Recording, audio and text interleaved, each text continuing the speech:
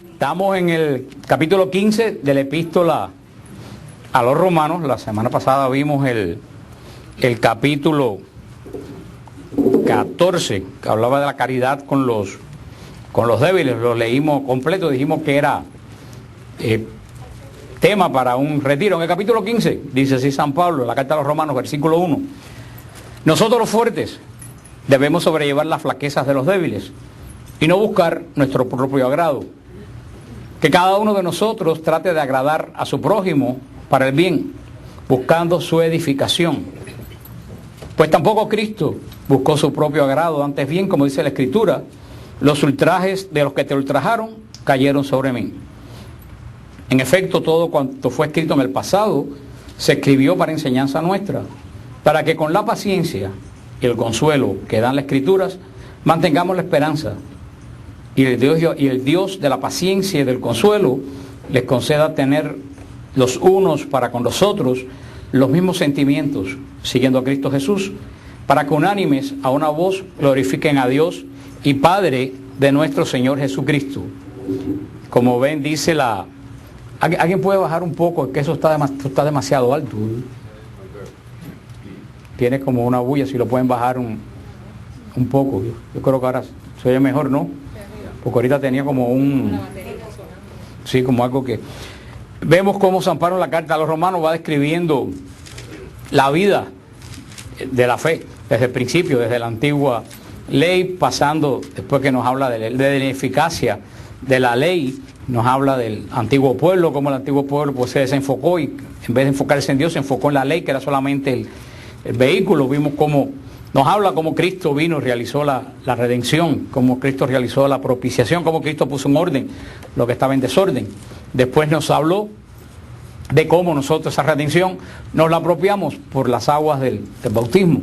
Después nos habló cómo los bautizados deben vivir en los dones del Espíritu Santo, porque si un bautizado no vive bajo los dones, carismas del Espíritu Santo, pues está perdiendo el tiempo. Verdaderamente está viviendo como una campana que suena. Después, ahora pues nos está hablando la vida práctica, cómo debe ser la vida práctica de ese bautizado que tiene los dones. Vimos en el capítulo 14 cómo hablaba de la caridad hacia los débiles, cómo no debíamos dar escándalos, cómo no debíamos poner leyes sobre las personas cuando Cristo nos ha hecho libres.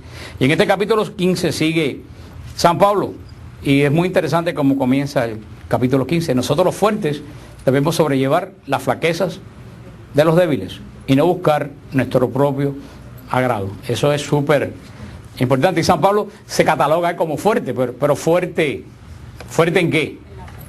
Fuerte en la fe, fuerte en el espíritu.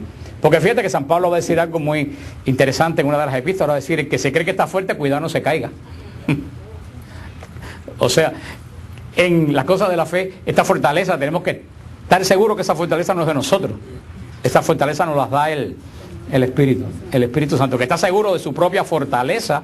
Dice San Pablo: cuidado no caiga. Por eso dice nosotros los fuertes, no lo que somos fuertes por medio de ejercicios espirituales, ni que somos fuertes porque he aprendido a ser fuertes, sino verdaderamente lo que nos agarramos del Espíritu, lo que hemos madurado suficientemente para saber cómo y dónde da el Espíritu.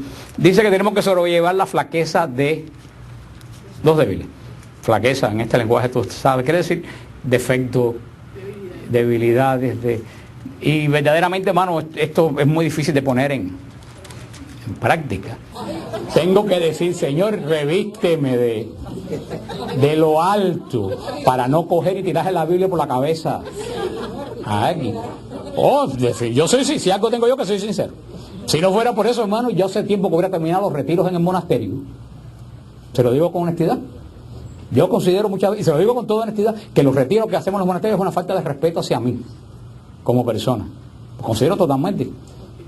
Sin embargo, ¿tú sabes por qué no los termino? Digo, tengo que tener paciencia con... ¿Por qué? Dice la hermana, ¿por qué? Porque mira, originalmente quisimos hacer un retiro de silencio. No sé si todos ustedes oyeron los anuncios míos por Radio Paz. ¿Se recuerdan que decían los anuncios? ¿Es un retiro de qué? De silencio. ¿Se acuerdan que más yo decía? Si ustedes no son capaces de hacer silencio, no vayan. ¿No se acuerdan que yo lo dije se apuntaron cientos de personas, ninguno tenía intención de guardar silencio? una bulla increíble. Yo creo que eso, de cierta forma, es una falta de respeto. Porque si yo digo, por ejemplo, voy a hacer una fiesta en mi casa y no quiero que lleven bebida, y ustedes aparecen con una botella de whisky y la ponen encima de la mesa, yo creo que se están ofendiendo a la persona que está haciendo la... Ok, yo dije, ok, señor, déjame respirar profundo, es imposible hacer un retiro de silencio. Bueno, vamos a hacer un retiro de recogimiento. Entonces, vamos por lo menos a pedir que hagan silencio en la capilla y en el comedor. En este retiro fue tal la gritería en el comedor que yo le dije a los hermanos, mira, yo no hago más ningún retiro. ¿Tú sabes por qué? Porque me tengo que pasar la vida entera mandando a callar. Entonces tú sabes la larga quién queda como el pesado. Yo, cuando nosotros en nuestro ministerio queremos hacer un retiro de silencio. Fíjate que yo dije, yo no hago más ningún retiro. Aquí se acabaron los hermanos, me dijeron, mira que la gente, mira, yo sigo haciendo los retiros, pero yo no me ocupo más de la disciplina del retiro. Yo doy la charla y me voy para mi cuarto. Y el resto pues haga aquí lo que bien le convenga. Pero ¿por qué no termino los retiros? Un ejemplo. Porque me acordé de este pasaje.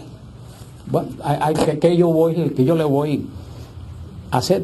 Pero yo creo que verdaderamente que una persona, que puso un ejemplo, puso un retiro como un ejemplo. Yo creo que si una persona, oye decir, hay un retiro, qué sé yo, del Espíritu Santo, y a usted no le gustan los carismáticos, usted no debe ir. ¿Cómo tú vas a ir a un retiro carismático a decirle a la gente, no pueden cantar alabanza? ¿Ustedes me entienden lo que le quiero decir? Muchas veces que respira fuerte y decir, Señor, vamos a seguir porque qué otra cosa podemos hacer. Esto es un ejemplo mío, pero cada uno de nosotros tenemos que lidiar con esta frase de San Pablo. Los que vienen por primera vez cuando digo que los odios, yo estoy hablando en sentido figurado. Lo que pasa es que los que no conocen la forma que yo hablo, yo siempre digo las cosas exageradamente para que ustedes se lleven un mensaje.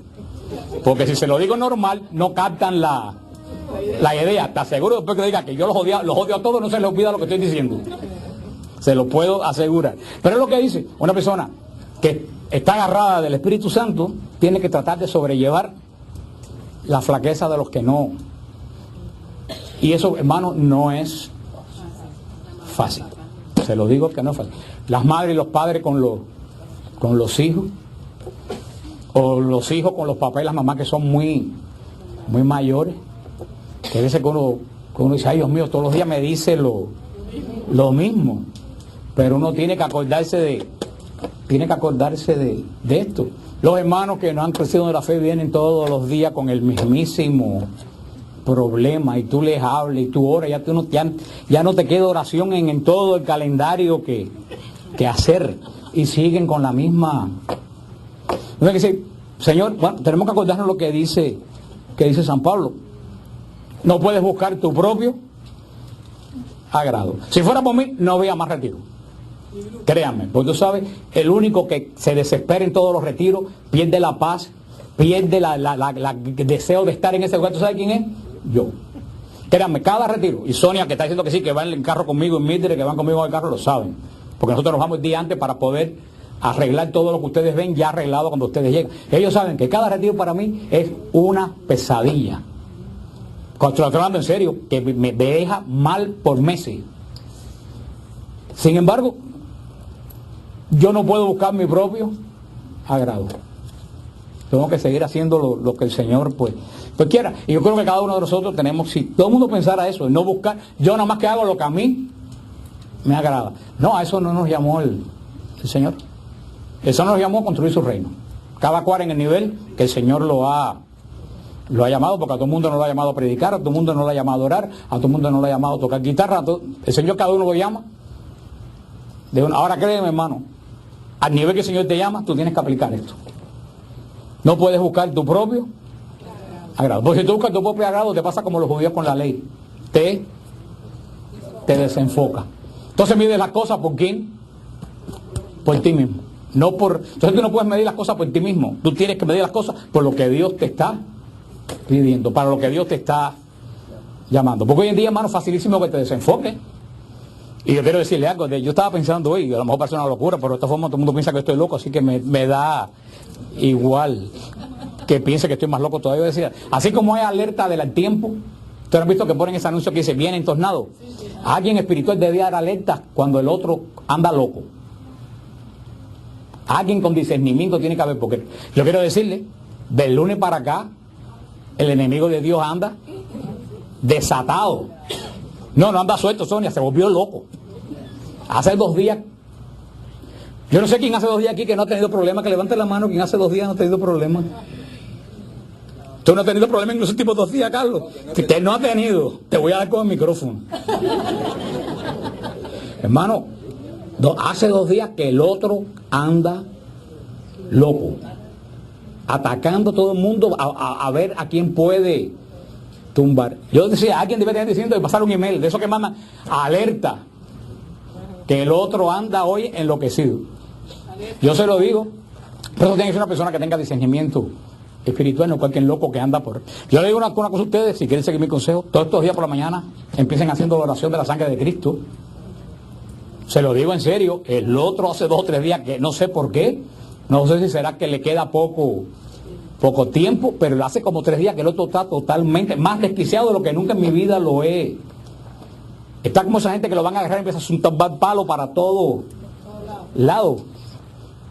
Las personas que son espirituales saben de qué yo estoy hablando. Por eso le digo a ustedes, lo notes o no, trata esta semana todas las mañanas cuando te levantes. Si tienes la oración de la sangre de Cristo, si no la puedes sacar después de nosotros, empieza la mañana haciendo la oración de la sangre de Cristo. Y aplicar este versículo.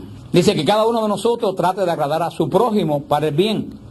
Pero fíjate, no tratando de agradar al prójimo para que digan, ay, qué nice es fulanito. Sino dice que tratando de agradar al prójimo, buscando su edificación. Fíjate que la palabra edificación, ¿qué cosa quiere edificación? ¿Qué cosa quiere decir edificación? La palabra edificación no quiere decir que implica crecimiento, pero edificación es construcción. Edificación es que tú estás construyendo algo. Y cuando decimos la edificación de otra persona, no es el crecimiento de la otra persona, es que tú estás construyendo la otra persona como cristiano, ayudando a esa persona que se construya como cristiano. Por eso dice que cada uno trata de agradar al prójimo, no para su propio bien, sino buscando que esa persona se construya como cristiano. Dice el ejemplo Cristo. Cristo no buscó su propio bien. Y el otro día, yo no sé si fue, venía oyendo en Radio Paz, un programa que había como a las 4 de la tarde, creo que hoy, decía ese señor que estaba hablando, no sé si es sacerdote porque lo cogí tarde, decía, todo el mundo va a los sermones de la iglesia y dice, ay, qué lindo, pero cuando tú le preguntas qué fue lo que dijo, nadie sabe qué fue lo que dijo. Ahora cuando el sacerdote cuando dice la palabra de Dios, que si tú dices que tú amas a Dios y no amas a tus compañeros de trabajo o a tus vecinos, tú eres un mentiroso. Y que le diga, todos ustedes son un jato mentiroso, entonces todo el mundo se pone bravo. Y por eso Jesús se buscaba problemas, porque si Jesús no hubiera dicho lo que hubiera dicho, a lo mejor se hubiera muerto de viejo, no lo hubieran crucificado. En este hecho de Pedro, cuando Jesús habla las palabras tan duras de la Eucaristía, que no me comen, no tiene vida eterna. Y para nosotros, ¿qué decimos? Ay, qué lindo. No, pero eso no fue lindo. La gente que lo oyeron entendieron que un hombre de 30 años decía que había que comérselo. Eso no fue lindo. La gente dijeron, y cuando Jesús empieza a decir eso, Jesús cambia la palabra que estaba usando en griego, y en vez de decir comer, cambia para la palabra masticar. Para que no quedara la dura, dijo, quien no come mi cuerpo, y después dice, le digo de verdad que no mastica mi carne. Y cuando todo el mundo se empieza a ir, que aparentemente Pedro, para mí que Pedro trató de decirle, oye, me se están yendo la gente. ¿Qué le contestó Cristo? ¿Y tú? ¿También te quedas? Decídete. En otras palabras le dijo, óyeme, si no te conviene, te puedes ir con los demás.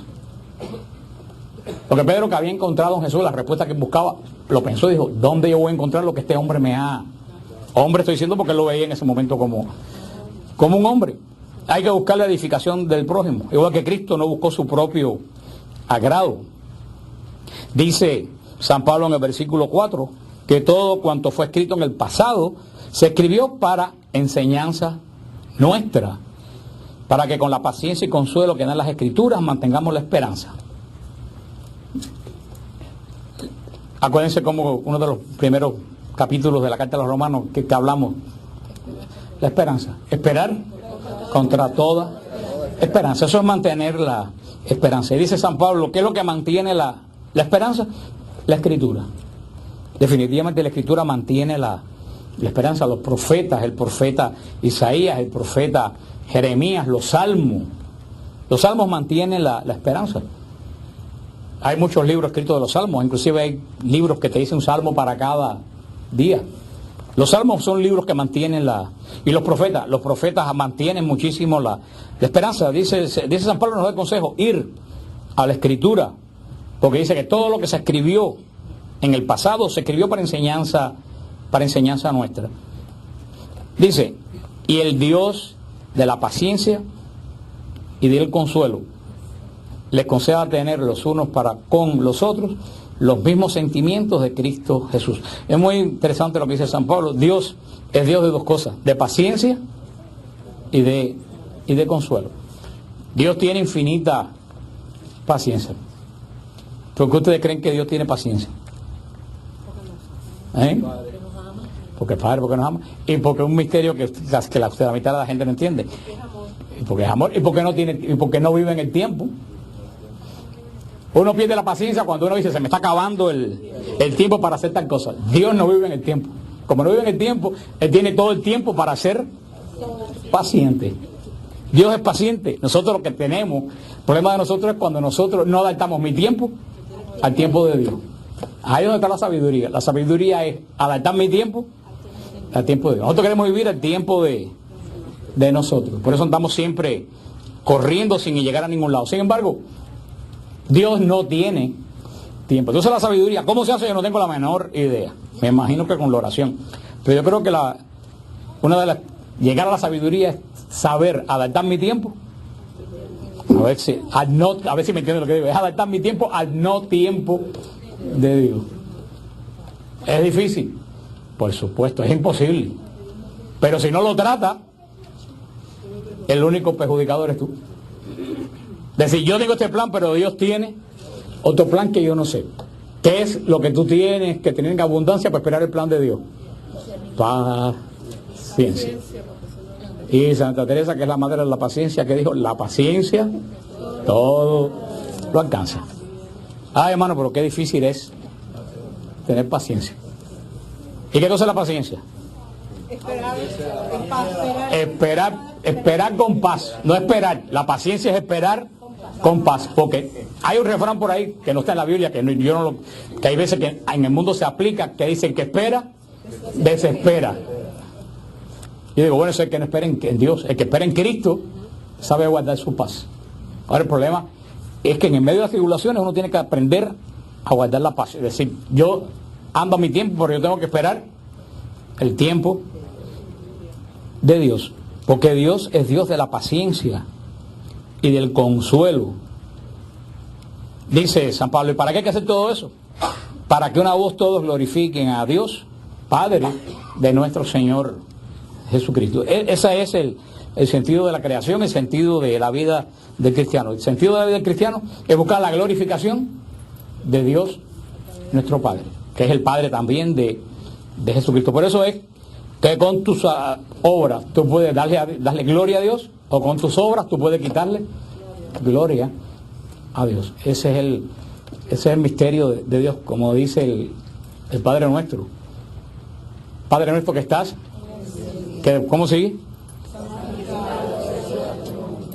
Y Dios, no sigan hasta ahí, porque si no me recitan el Padre Nuestro completo de memoria, y toda la gente recita el Padre Nuestro como papagayo, no sabe lo que están. Un día va a ver que estudiar el Padre Nuestro. ¿Se acuerdan cuando estudiamos el credo? Uno dice el credo y no tiene la menor idea de lo que está diciendo. Mira lo que dice el Padre Nuestro: santificado sea. Dios es santo o no es santo. ¿Y es santo perfecto? ¿O es imperfecto? Y si el santo es perfecto, ¿cómo tú puedes darle santidad? Si ya tiene toda la santidad, ¿cómo tú puedes santificarlo más? Están ustedes tremendamente teológicos. Pero sí, por ejemplo, ¿alguien a Bill Gates, alguien lo puede enriquecer? Si es el hombre más rico de la tierra. Dios tiene toda la gloria. Por mucho que tú hagas para darle gloria a Dios, tú no le vas a dar ninguna gloria. Y Dios es totalmente santo. Tú por mucho que hagas, tú no puedes santificar. ¿Tú sabes cuándo santificamos a Dios? Cuando tú con tus acciones haces que otro hermano reconozca la santidad de Dios. Porque entonces no le estás dando santidad a Dios, está haciendo que otra persona reconozca la santidad de Dios. Santificado sea tu nombre. Tú santificas a Dios viviendo santamente para que otra persona conozca la santidad de Él. Porque en la medida que más gente conozcan a Dios, más se santifica el nombre de Dios. No en Él, sino en los demás. Y tú puedes darle santidad al nombre de Dios o quitarle santidad al nombre de Dios. Hermano, eso es terrible. Una acción tuya mala que haga que el nombre de Dios sea desantificado. Eso es terrible. Hemos visto todos los escándalos que han habido en estos días, cómo se le ha quitado santidad al nombre de Dios y santidad a la iglesia. Hermanos, esos son pecados que se pagan muy en serio, pero muy serio. Y todo el mundo está pensando en el caso de Padre Alberto, pero eso mismo puede ser a mayor o menor escala cada uno de nosotros, en el trabajo, en la familia. Claro, que el que tiene más responsabilidad tiene que tener muchísimo cuidado con lo que hace, para que no le quite santidad al nombre de Dios, porque de verdad le digo, en este último mes yo nunca he visto el nombre de Dios y de la iglesia más arrastrado por el fango que en este último mes que pasó. Se arrastró como nunca por el fango, hermano, y eso es uno de los pecados más terribles. Yo creo que la gente que lo hace no se da cuenta, metido en la soberbia de la persona, no se da cuenta. Sigue diciendo en el versículo 7, por tanto acójanse mutuamente como los acogió Cristo, para gloria de Dios. Pues afirmo que Cristo se puso al servicio de los circuncisos a favor de la veracidad de Dios, para dar cumplimiento a las promesas hechas a los patriarcas, y para que los gentiles glorificaran a Dios por su misericordia, como dice la Escritura. Por eso te bendeciré entre los gentiles y ensalzaré tu nombre. Y en otro lugar, gentiles, regocíjense juntamente con su pueblo, y de nuevo alaben nación toda hasta el Señor, y canten himnos todos los pueblos. Y a su vez, Isaías dice, aparecerá el retoño de Jesé, el que se levanta para imperar sobre las naciones. En él pondrá las naciones su esperanza. El Dios de la esperanza los colme de todo gozo y paz en la fe, hasta rebosar de esperanza por la fuerza del Espíritu Santo.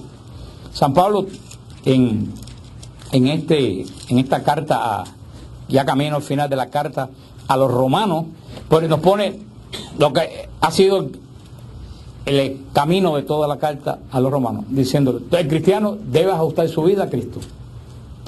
Punto. ¿Se puede lograr totalmente? No, pero si no lo logra, cada día te alejas más de... Por eso termina casi esta carta diciendo San Pablo, acójanse mutuamente. ¿Como quién?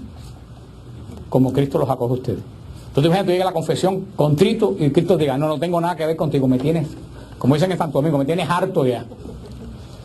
Cristo nunca dice, yo lo que le decía a ustedes, que no viene el caso, pero le decía a ustedes de la confesión, mientras nosotros sigamos viendo la confesión con miedo, no hemos crecido en el Espíritu.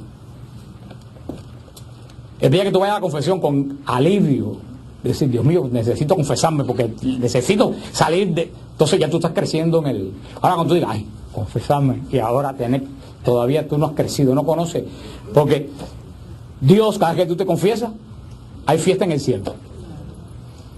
Y si hace 40 años que no te confiesas, hay más fiesta todavía en el cielo.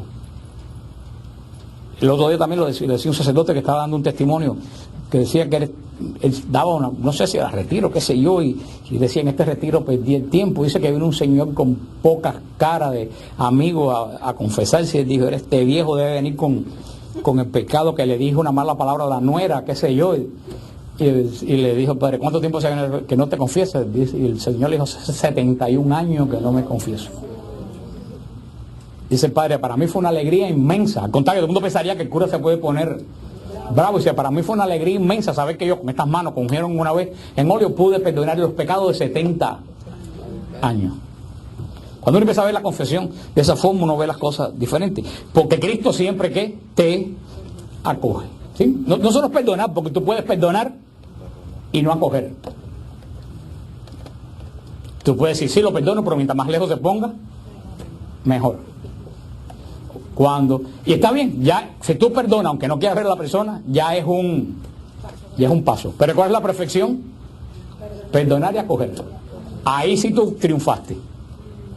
Ahí tú llegaste, entre todos los 30 escalones, Sabán Climaco, llegaste casi a lo perfecto. Cuando perdona y acoge. Ahora, pero para perdonar y acoger, dice, solamente lo puedes hacer agarrándote en Cristo. No hay ninguna otra forma. Y pone el ejemplo a Cristo, dice, Cristo se puso al servicio de los circuncisos. ¿Quién eran los circuncisos? Los judíos. ¿Y por qué le dice circunciso? Porque era la gente que estaban amarrada ¿a qué? A la ley. Dios le dio 613 leyes. No, ¿quién se los buscó? Ellos mismos. ¿Y qué hizo Cristo? Se hizo ley con ellos. Cristo se puso bajo la misma ley que ellos. ¿Y por qué se puso bajo la misma ley que ellos? Dice, para dar cumplimiento a lo que profetizaron los patriarcas y los profetas. Cristo no tiene necesidad de amarrarse a la ley judía. Sin embargo, Cristo se amarró a la ley judía, ¿para qué? Para acoger ¿a quién? A los judíos. Para decir, mira, este es igual que uno de nosotros. No es uno extraño que viene de afuera. Eso me recuerda el hecho del padre Damián, que ahora está en proceso de beatificación. Este señor que para poder entender a los leprosos, se hizo leproso. Y se inyectó el virus de la lepra. Para poder ministrar, porque los leprosos no lo acogían y decían, ¿cómo tú que no eres leproso vas a entender a mí que se me están cayendo los pedazos de...? Y él se hizo leproso para ser aceptado por los leprosos. Eso es lo que quiere decir San Pablo.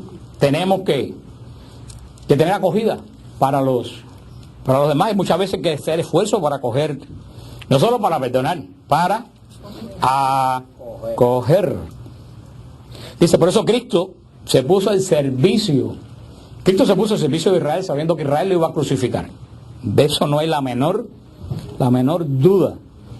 Dice también, ¿para qué? Se hizo circunciso con los judíos, ¿para qué? Para cumplir la ley y para que los judíos supieran que Dios caminaba junto con ellos. Pero también por otra cosa, para mostrarle a los gentiles su misericordia. ¿Quiénes son los gentiles? Los que no son judíos. Gentiles no es aquel que quizás pase usted primero. Eso no es los gentiles que habla San Pablo. Cuando los judíos llaman gentiles, y están diciendo lo fino, porque la palabra que ellos muchas veces utilizan no es gentiles, es perro, hasta el día de hoy.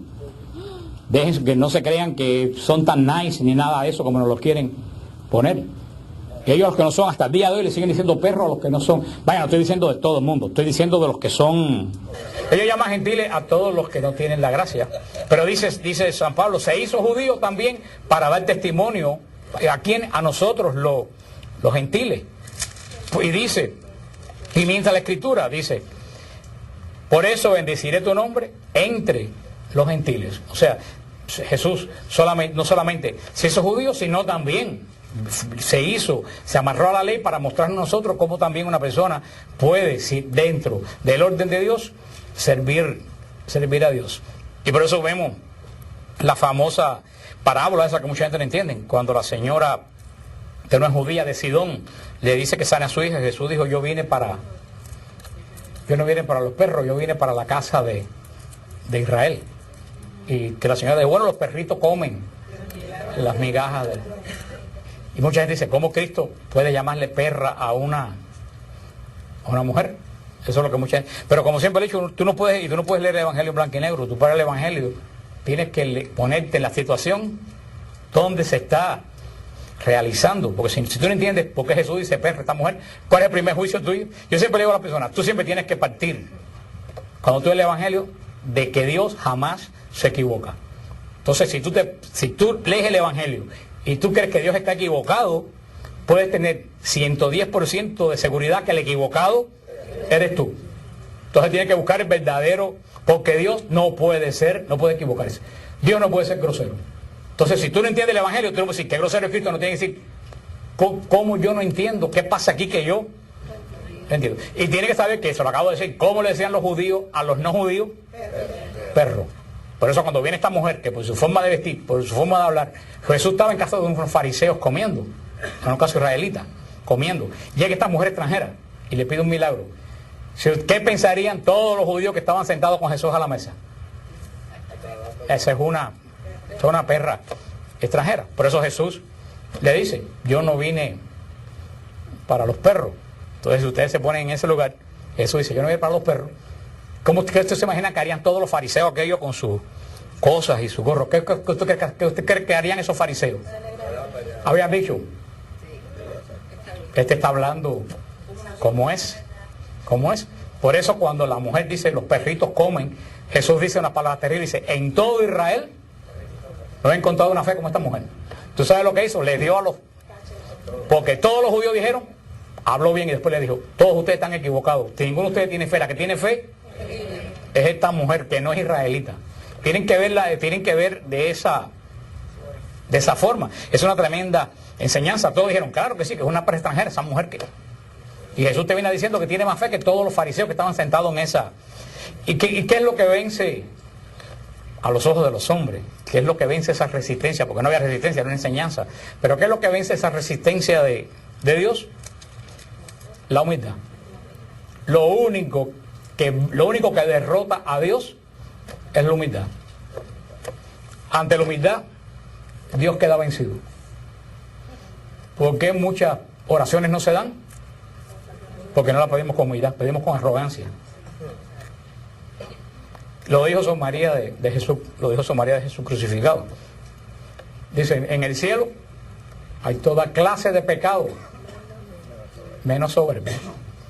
Y en el infierno hay toda clase de virtudes, menos humildad.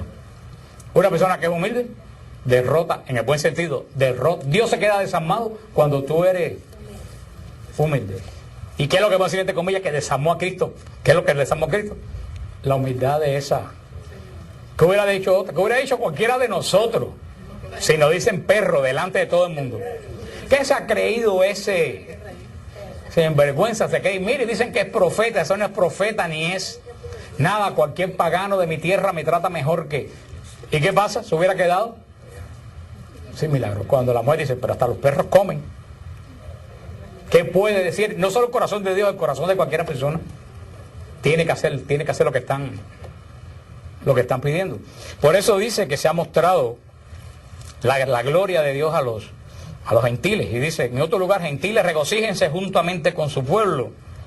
Alaben naciones todas al Señor y cántenle himnos todos los pueblos. Y es hermoso el versículo 13. El Dios de la esperanza los colme de gozo y de paz en la fe. O sea, San Pablo sigue machacando en esta epístola. Nuestro Dios es un Dios ¿de qué? De esperanza. Bueno, porque si no hay esperanza no hay gozo. Y si no hay esperanza no hay paz. Y hoy en día, más lo que falta en todo el mundo, yo creo que es la Cuando estábamos allá en el monasterio, yo creo que fue Álvaro que me preguntó, que era el ancla, ¿no fuiste tú, Álvaro? Y Mónica me preguntaron el ancla. ¿Fueron ustedes? Los que me preguntaron el ancla que tenía el santo en la mano. Yo creo que fueron ustedes cuando estaban viendo, que me dijeron que si era que se había muerto martirizado. Yo no conozco al santo pero sí sé que el ancla en las cosas de la fe quiere decir esperanza.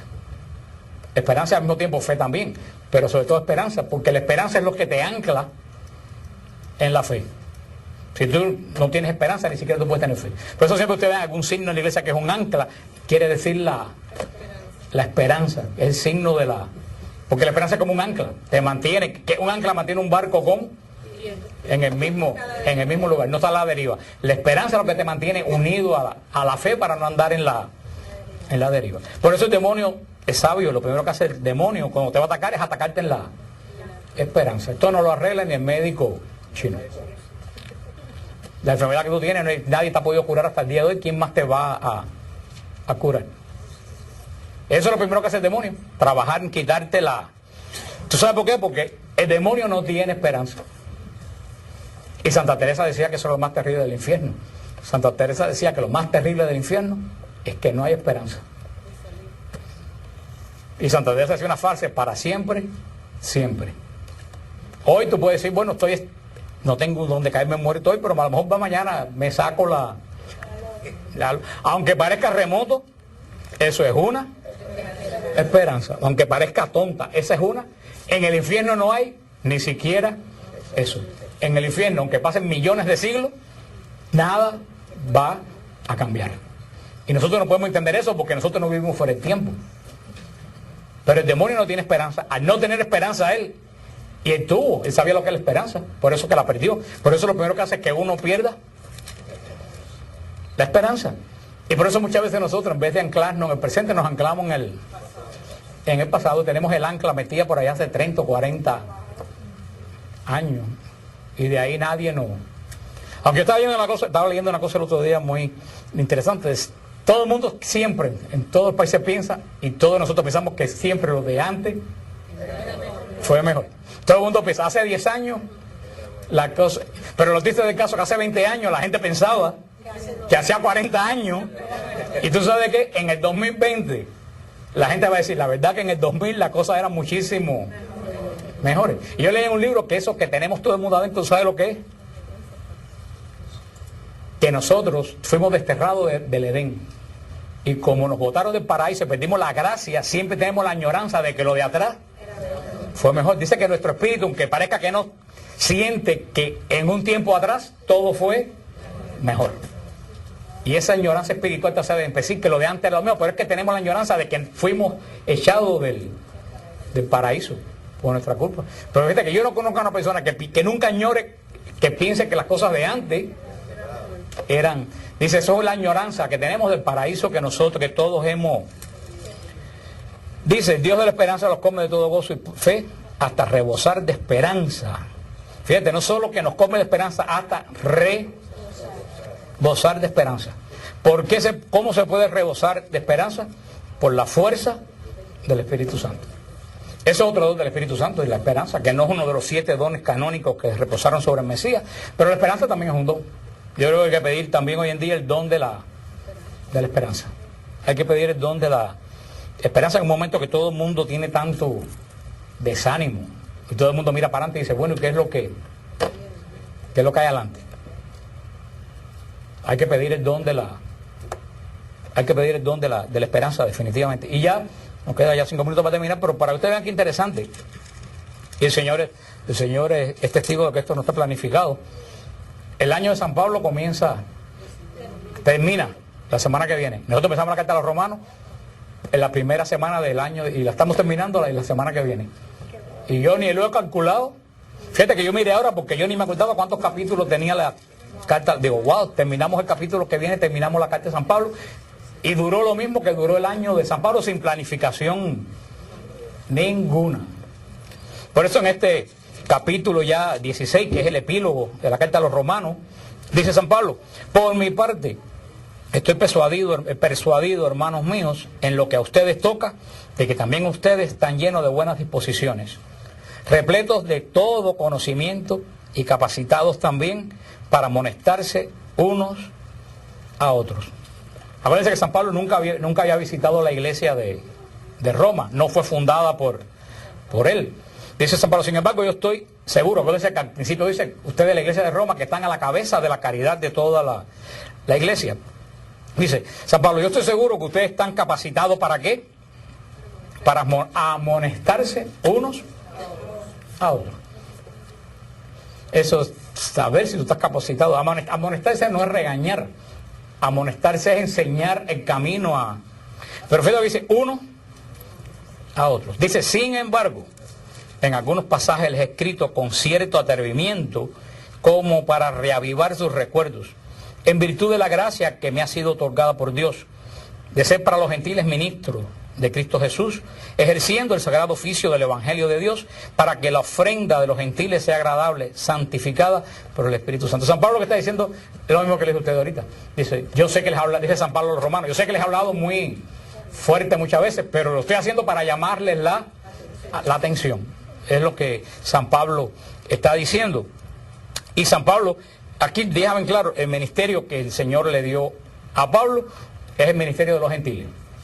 Así como a Pedro le dio el ministerio de los judíos, a Pablo le dio el ministerio de los gentiles. Pero Pablo llevó el evangelio a los gentiles. Porque hasta ese momento el evangelio se había quedado en qué dominio? en el dominio de Israel. Pero fíjate, ¿a quién se le dio poder para que entiendan esto, a quién se le dio poder de ir a los gentiles? A San Pablo. Por eso se le llama el apóstol de los gentiles. Y por eso es que dice, Dios me ha hecho ministro de Cristo Jesús, ejerciendo el sagrado oficio del Evangelio de Dios, para que la ofrenda de los gentiles sea... Para San Pablo es, por excelencia, el apóstol de los gentiles. Por eso se le llama apóstol. San Pablo no es de los 12 apóstoles. El otro día aquí se quedó frío cuando yo le dije eso. Digo, pero vaya, no es que San Pablo no sea de los 12 apóstoles. San Pablo nunca conoció a Cristo personalmente. San Pablo era yo tendría 1 año, 2 años cuando Cristo ejerció su ministerio. San Pablo no es de los apóstoles. Cristo no llamó a los 12 apóstoles. Sin embargo, es una de las pocas personas que tiene el título de apóstol. ¿Por qué? Porque a los 12 apóstoles originales los llamó Jesús para ministrar el Evangelio. Pero a Pablo lo llamó Jesús para ministrar a los gentiles. Pero fíjate que interesante, a pesar de que Pablo fue llamado a ministrar a los gentiles, ¿a quién se le dio la orden de que los gentiles podían ser admitidos en la iglesia? A Pedro. Porque lo lógico es que si Pablo es llamado a ministrar a los gentiles, ¿a quién le hubiera dicho Dios mata y come? A Pablo. Si eres quien le dieron. No, sin embargo, para que veas cómo el orden de Dios está centrado en quién. En Pedro. Pablo fue llamado a predicar a los gentiles, pero a quien se le dio la instrucción de que los gentiles pueden ser recibidos en la iglesia es a Pedro. ¿Y quién bautizó el primer gentil de toda la humanidad que se convirtió? Pedro. Sin embargo, Pablo está llamado, aunque el orden emana de quién? De Pedro. De Pedro. Pero Pablo es llamado a llevar el evangelio a los gentiles. Fíjate quién Dios manda a llevar el evangelio a los gentiles. Al que es menos capacitado para llevar el evangelio a nadie. ¿Por qué? Porque perseguía a los cristianos. O sea, al que perseguía a los cristianos es a quien Dios llama para llevar precisamente el evangelio. Mira tú cómo Dios escribe derecho. Este sábado en la renovación carismática aquí en Miami, de la charla de sábado por la noche que dio el padre Jordi antes de la procesión, el padre Jordi decía que San Pablo no solo tuvo un encuentro con Cristo en el camino de Damasco, eso tuvo un encuentro con la iglesia. No sé si ustedes se acuerdan cuando el padre Jordi lo dijo, es cierto lo que dice el padre Jordi, todos los días se aprende algo. Tuvo un encuentro con Cristo, pero con la iglesia, porque ¿qué le dice Cristo? ¿Por qué me persigue? ¿Pablo perseguía a Cristo? No, Pablo perseguía a la iglesia. Por eso es que le dice Pablo, como que yo te persigo si yo no sé quién tú eres. Y Pablo le dice, ese que tú persigues, esos cristianos que tú persigues es mi cuerpo. O sea, fíjate, y decía Padre Dios, y vemos cómo este Pablo, que salió a Antioquía a perseguir a los cristianos, a la iglesia de Antioquía, entra ciego a Antioquía y es llevado ¿a dónde? A la iglesia. Y es llevado a la iglesia. San Pablo no entró a Antioquía y fundó una iglesia en una esquina. Él fue llevado ciego por la mano, lo llevaron ¿a dónde? A la casa de Ananías, a la iglesia de Antioquía. Fíjate, ciego lo llevaron ¿por dónde? De la mano, a la iglesia. Dios es Dios de orden. Si San Pablo no fundó una iglesia en una esquina, ¿quién es nadie aquí para fundar una iglesia en una esquina? Ese es un ciego que no quiere que lo lleven de la mano. San Pablo dice, y San Pablo no volvió a ver hasta que no se bautizó. Un encuentro con Cristo es un encuentro con la iglesia. Y eso es lo que dice San Pablo aquí. Yo soy el ministro, soy aquel que está llamado a llevar la palabra a los gentiles. Y ese es el versículo 17 terminando. Tengo pues de qué gloriarme en Cristo Jesús ante Dios. Pues no me atreveré a hablar de cosa alguna que Cristo no haya realizado por medio de mí para conseguir la obediencia de los gentiles de palabra y de obra.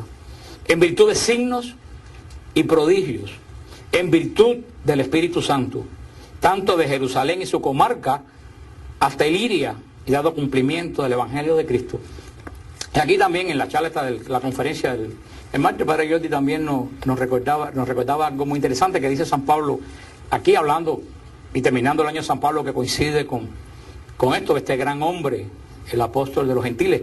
Y decía Padre Jordi, nosotros, y es cierto lo que le he hecho también, muchas veces lo que el Padre Jordi dijo muchas cosas aquí, ahí que yo siempre le digo a ustedes, aquí, o sea que más o menos la gente que camina en el Espíritu tiene la misma, y allá también, o sea que yo me he dado cuenta que todos los que caminamos en el Espíritu tenemos más o menos el mismo olfato de lo que está pasando. El padre Jordi dijo, wow, son cosas que yo digo todos los martes. Sí. Lo que pasa es que como yo soy el padre Jordi, mira, ya me hace caso. Es la única. Porque estoy seguro que si ustedes llevan un retiro de silencio con el padre Jordi, les puedo asegurar que no iban a hablar. Eso para que vea cómo nuestro respeto está en lo que es una persona, no en lo que quiere hacer. Pero bueno, ese es otro punto que nos vamos a volver al... Pero para Jordi decía que nosotros muchas veces no nos damos cuenta porque leemos el Evangelio como algo, ¡ay, qué lindo! ¡Ay, qué lindo! Pero tienen que darse cuenta que Pablo llegaba a ciudades donde jamás en la vida nadie había oído hablar de Cristo.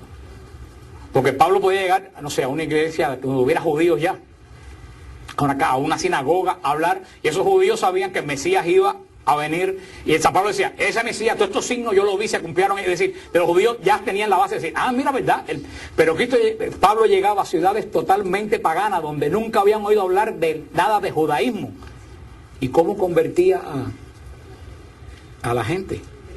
En Grecia, ¿se acuerdan? Un ejemplo típico que llegó a Grecia, al Areópago de Grecia, y dijo, ese Dios que ustedes tienen aquí, que dicen que el Dios es conocido, yo sé quién es. Y todo el mundo dijo, wow, qué interesante. Y vinieron y me dijeron, ese Dios que fue crucificado. Y dijeron, no, otro día nos cuenta la historia esa, porque Pablo iba a ciudades que le decía, yo estoy predicando a un Dios que murió la muerte de los esclavos.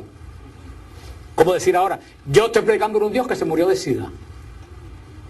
Te dice a cualquiera y dirá, está loco, un Dios que se muere de sida, una enfermedad de promiscuo. Estoy generalizando, de promiscuo. Eso es lo que la gente cuando decía, yo predico un Dios que fue crucificado, decían, pero ¿este hombre qué? ¿Por qué San Pablo hacía que con su predicación gente pagana de buena primera se convirtieran en creyentes fieles? ¿Tú sabes por qué? Y eso es lo que nos falta a la iglesia hoy en día, lo dice aquí, en virtud de signos y prodigios, en virtud del Espíritu de Dios. San Pablo predicaba el Evangelio con signos y prodigios. Cuando tú predicas el Evangelio con signos y prodigios, la gente cree. Cuando tú predicas el Evangelio y la gente se sana, la gente dice, mejor que le ponga atención a lo que están diciendo esa persona. Si tú predicas el Evangelio y llega una persona hoy con una cara que parece un vampiro y a la semana siguiente regresa con una cara que le han quitado 40 años de encima, cuando psiquiatra ni médico han podido hacer nada con esa persona en años, tú dices, mejor que tenga en cuenta lo que esa persona está diciendo. Y eso es lo que le falta a la mitad de los predicadores de la iglesia hoy. Predican un Dios que no hace nada. Entonces te predica un Dios que no hace nada y cuando tienes un problema tienes que ir a un santero o un espiritista, porque no te han dicho que el Dios que tú crees tiene poder.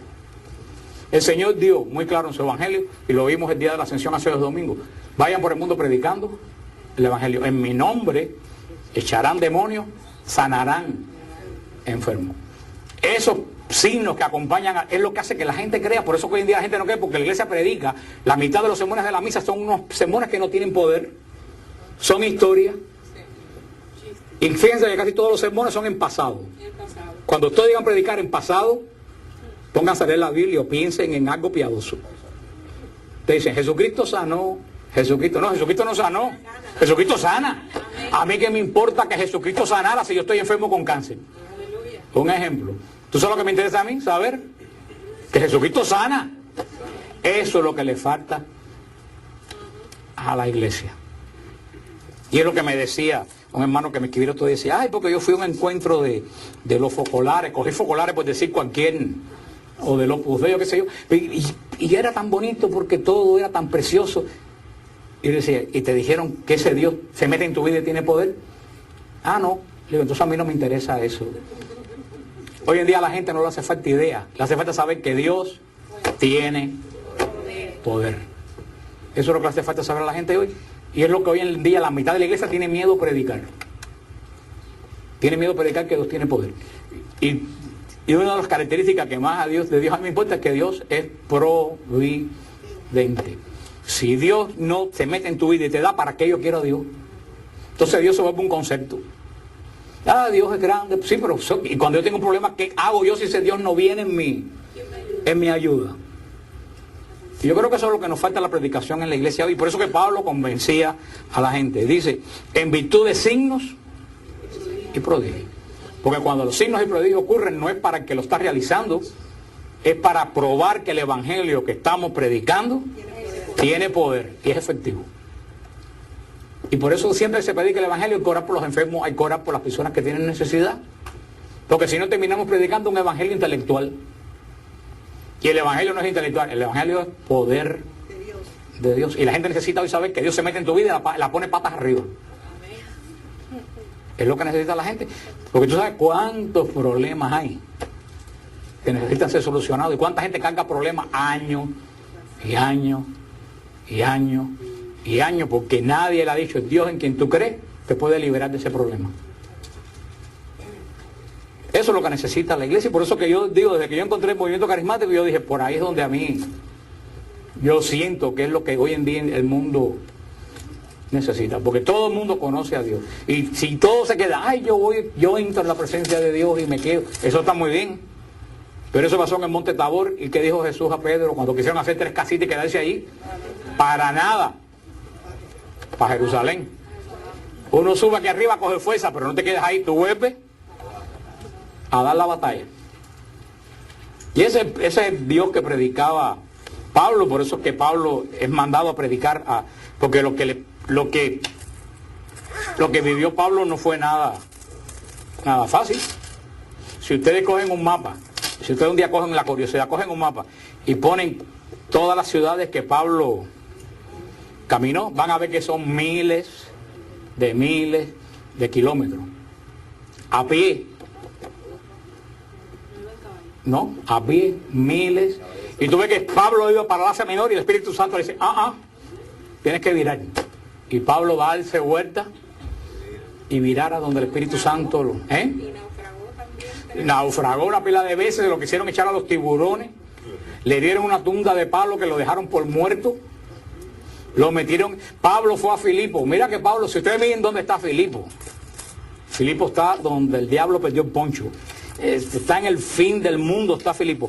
Pablo llegó ahí, dio una predicación, lo molieron a paro, lo pusieron en el cepo y lo botaron de la ciudad. Y uno diría, perdió el viaje. Lean la carta a los filipenses, la carta más hermosa de Pablo. Y tú sabes cuántas, en toda esa tunda de palo, estar en el cepo, ¿tú sabes cuántas personas convirtió? A una, a Lidia, la única que convirtió, dirían, perdió el tiempo. Y lean la carta, es la iglesia que más gozo le dio a Pablo. Porque uno no mide las cosas de acuerdo al éxito humano, sino Pablo no estuvo midiendo lo que él hizo de acuerdo al éxito que tuvo. Pablo estuvo midiendo lo que él hizo de acuerdo a hacer la voluntad de Dios. Y por eso dice que es un hombre de esperanza, porque caminar y caminar y caminar. Y yo creo que la única vez que Pablo desobedeció a Dios fue cuando fue a Jerusalén a hacer un voto y terminó en Roma y le cortaron la cabeza. Porque nadie es perfecto. Pero Pablo es un hombre de esperanza. Pablo, a él no le importaba dónde iba. Iba, predicaba el evangelio y seguía según el Espíritu lo guiaba. Este es el hombre que la iglesia ha celebrado en este año, que nosotros, gracias a Dios, hace como un mes estuvimos en la tumba de él, cuando fuimos a Roma. Y yo creo que todavía mucha gente, cuando la gente va y no se da cuenta que ahí está este Pablo que escribió las epístolas, que está el cuerpo de este ahí mismo, donde estuvimos nosotros. Yo creo que uno pasa un poco por esos lugares como medio que aturdido y no se da cuenta que donde rezamos esta oración, a 2 pies de ahí está el cuerpo de Pablo enterrado. Y tenemos que dar gracias a Dios porque Pablo no está enterrado en ninguna iglesia bautista, en ninguna pentecostal. Está enterrado en una iglesia católica. Y los 12 apóstoles están enterrados en iglesia católica. Qué raro. Terminamos, vamos a...